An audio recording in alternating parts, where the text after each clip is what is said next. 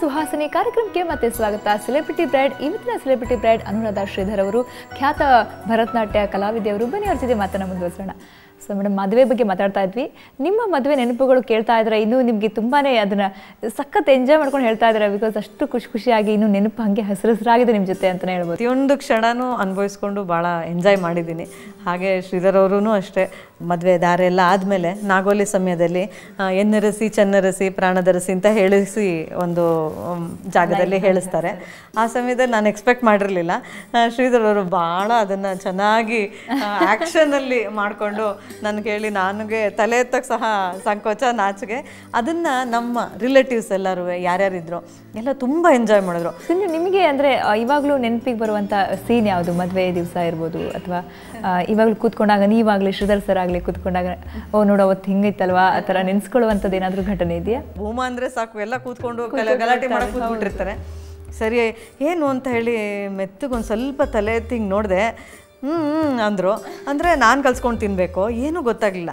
ಆಮೇಲೆ ಅವ್ರು ಎಲ್ಲರೂ ಗಲಾಟೆ ಮಾಡ್ತಾರೆ, ತಿನ್ಸು ಅಂತ. ಒಂದು ನಿಮಿಷ, ಫಸ್ಟು ತುತ್ತು ಅವಳೇ ನನಗೆ ತಿನ್ನಿಸ್ಬೇಕು, ಇಲ್ಲೇ ನಾನು ಊಟ ಮಾಡಲ್ಲ ಅಂದರು. ಓ ಮೈ ಗಾಡ್, ನನಗೆ ಮೊದಲೇ ಸಂಕೋಚ. ಈ ಥರ ಒಂದು ಡಿಮ್ಯಾಂಡ್ ಬೇರೆ ಮಾಡಿಬಿಟ್ರೆ ಏನಪ್ಪ ಮಾಡೋದು? ಸರಿ ಆಯಿತು, ಹಾಗೂ ಹೀಗೂ ಕಲಿಸಿ ಭಾಳ ಸಂಕೋಚ ನಾಚಿಕೆಯಿಂದ ಸುಮಾರು ಇದಕ್ಕೊಂದು 15 ನಿಮಿಷ ತೊಗೊಂಡಿದ್ದೀವಿ.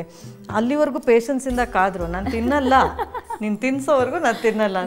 ಸೊ ಆ ಒಂದು ಸಿಚುವೇಶನ್ ಮಾತ್ರ ಇವತ್ತಿಗೂ ನನಗೆ ಮರೆಯೋಕ್ಕಾಗಲ್ಲ. ಹೊಸ ಮನೆಗೆ ಬಂದ ಮೇಲೆ ನಿಮ್ಮ ದಾಂಪತ್ಯ ಇರ್ಬೋದು, ಅಥವಾ ನಿಮ್ಮ ಡ್ಯಾನ್ಸ್ ಪ್ರೊಫೆಷನ್ ಇರ್ಬೋದು, ಅದು ಪ್ಯಾಷನ್ ನಿಮ್ಮಿಬ್ಬರಿಗೂ ಕೂಡ. ಸೊ ಹೆಂಗೆ ಖುಷಿಯಾಗಿ ಅದೇ ಥರ ಮುಂದುವರಿತಾ, ಮತ್ತೆ ಏನಾದರೂ ತುಂಬ ಖುಷಿಯಾಗುವಂಥ ಬದಲಾವಣೆ ಏನಾದರೂ ಕಾಣಿಸ್ಕೊಳ್ತಾ ಅಂತ? ಆ್ಯಕ್ಚುಲಿ ನಾನು ಕಲಾಕ್ಷೇತ್ರದಲ್ಲಿ ಕಂಟಿನ್ಯೂ ಮಾಡಬೇಕಾಯ್ತು. ಬರೋದು ಒಂದು ಹಾಲಿಡೇ ಥರ ಇದ್ಬಿಟ್ಟು ಹೊಟ್ಟೋಗ್ತಾ ಇದ್ದೆ. ಆಮೇಲೆ ನಂತರನೇ ನಾನು ಅಲ್ಲಿಗೆ ಒಂದು ಸೊಸೆಯಾಗಿ ಇದ್ದು ಪ್ರಾರಂಭ ಮಾಡಿದ್ದು. ಆಗ ಇಟ್ ವಾಸ್ ವೆರಿ ಕಂಫರ್ಟಬಲ್. ಯಾಕೆಂದರೆ ಶ್ರೀಧರ್ ಅವ್ರ ಪ್ಯಾಷನ್ನು ಅವ್ರ ಪೇರೆಂಟ್ಸಿಗೆ ಚೆನ್ನಾಗಿ ಗೊತ್ತು. ಸೊ ಶ್ರೀಧರ್ ಅವರು ಆ್ಯಕ್ಚುಲಿ ಅವ್ರಿಗೆ ಯಾವಾಗ ಶೂಟಿಂಗ್ ಇಲ್ವೋ, ನಮ್ಮಿಬ್ಬರ ಪಾಸ್ ಟೈಮೇನೆ ಕಂಪ್ಲೀಟಾಗಿ ಪ್ರಾಕ್ಟೀಸ್ ಮಾಡೋದು ಒಟ್ಟಿಗೆ. ನಾವೊಂದು ಅಲ್ಲೇ ಒಂದು ಹತ್ತಿರದಲ್ಲಿ ಒಂದು ಹಾಲ್ ತೊಗೊಂಡಿದ್ವಿ, ಅಲ್ಲಿ ಮಿರರ್ ಹಾಕ್ಕೊಂಡಿದ್ವಿ. ಸೊ ಇಬ್ಬರೂ ಅಲ್ಲಿ ಹೋಗಿ ನಮ್ಮ ಕ್ಯಾಸೆಟ್ಗಳು ಹಾಕ್ಕೊಂಡು ನಾವು ಪ್ರಾಕ್ಟೀಸ್ ಮಾಡೋದೇ ನಮ್ಮ ಒಂದು ಪಾಸ್ ಟೈಮ್. ಇವತ್ತು ನಾವು ಏನಾಗಿದ್ದೀವೋ ಆ ಒಂದು ಸ್ಥಾನಕ್ಕೆ ಬರೋಕ್ಕೆ ಪ್ರತಿದಿನವೂ ಪ್ರತಿ ಕ್ಷಣವೂ ಇದಕ್ಕೆ ನಾವು ಕಷ್ಟಪಟ್ಟಿದ್ದೀವಿ. ಅಮ್ಮನ ನೆನಪಾಯ್ತಾ, ಅಥವಾ ಹತ್ರ ನೀವು ಮದುವೆ ಮುಗಿದ್ಮೇಲೆ ಕಡೆ? ಮದುವೆ ಮುಗಿಯೋದೇನು, ಗಂಡನ ಮನೆ ಎಷ್ಟೇ ಚೆನ್ನಾಗಿದ್ರು ಆ ಎಮೋಷನ್ ಇದ್ದೇ ಇರುತ್ತೆ ಬರ್ಬೇಕಾದ್ರೆ ಹೆಣ್ಣಲ್ಲಿ. ಹೌದು, ಖಂಡಿತ. ಅವ್ರನ್ನ ಅಗಲೋದು ಅನ್ನೋದು ಇಟ್ ಈಸ್ ಸ್ವಲ್ಪ ಏನಾಯಿತು ಅಂದರೆ, ನಾನು ಸ್ವಲ್ಪ ಪ್ರಿಪೇರ್ ಆಗಿದ್ದೆ. ಯಾಕೆಂದರೆ ಆಲ್ರೆಡಿ ನಾನು ಅಗಲ್ಬಿಟ್ಟಿದ್ದೆ.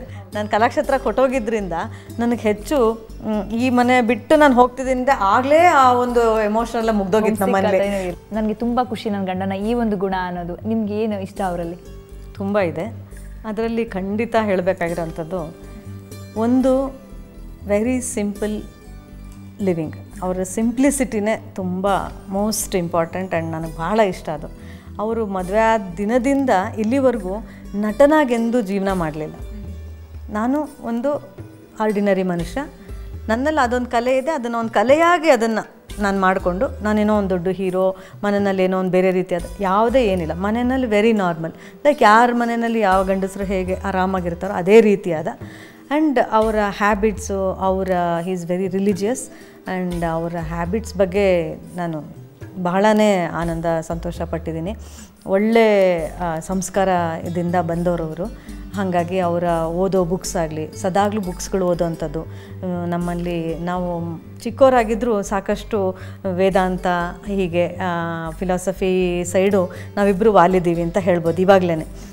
ಆ ರೀತಿಯಾದ ಪುಸ್ತಕಗಳು ಓದೋದು, ಅದನ್ನು ನನ್ನ ಜೀವನದಲ್ಲಿ ಅಳವಡಿಸ್ಕೊಳ್ಳೋದು, ಅದೇ ರೀತಿಯಾದ ಮಾತುಗಳನ್ನ ಆಡೋದು, ಪ್ರತಿ ವಿಚಾರದಲ್ಲೂ ಈ ಥರ ಅಂಶಗಳನ್ನ ಬಿಟ್ಟು ಬೇರೆ ಏನೋ ಬೇಡದೇ ಇರೋದು ನಡೆಯೋದೇ ಇಲ್ಲ ಸಾಧಾರಣವಾಗಿ.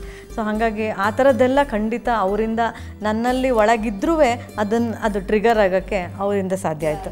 ಸೊ ಇಬ್ಬರೂ ಆಲ್ಮೋಸ್ಟ್ ಈ ಒಂದೇ ರೀತಿಯಾದ ಮನಸ್ಸು ಇರೋವಂಥವ್ರಾಗಿರೋದ್ರಿಂದ ಸೇಮ್ ಲೈಕಿಂಗು, ಒಂದೇ ಥರ ಪುಸ್ತಕಗಳು ಅವ್ರು ಓದಿ ಹೇಳೋದು, same.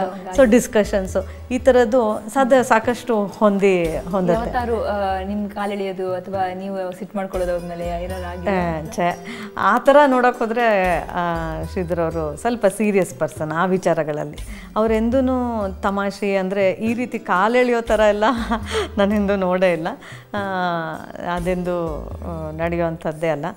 Always anything he is very serious approach. ಏನೇ ಮಾಡಿದ್ರೂ ಅದರಲ್ಲಿ ರಿಯಲ್ ಆಗಿ ಅರ್ಥ ಇರುತ್ತೆ.